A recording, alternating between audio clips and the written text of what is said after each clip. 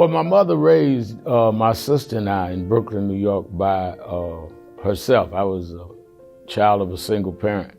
And once I was fully grown and on my journey, she moved back south. She was from Alabama. And slowly she began to develop Alzheimer's as well as dementia.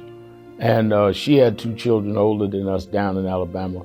And they would call me and say, she's, starting to forget things. And she would leave her house and didn't know how to get back.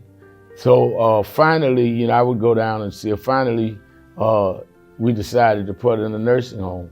And she didn't even know who I was at one point when I went to visit her. And I think that one of the reasons I'm so committed to this group is that there's nothing that can prepare you for going to see your mother, who in my case was my mother and father, and they don't even know who you are. We need to take the health conditions in Black America more seriously. We need to be more engaged. When we see that Blacks are twice more likely to face Alzheimer's and dementia, 1 in 3 seniors in this country die from it. This is something that is, in my opinion, needing a sense of urgency as anything we fight in civil rights. And the race gap in terms of health care is something that we should not tolerate or act like it's some back page problem. It's a real problem, and we need to deal with it in an aggressive manner.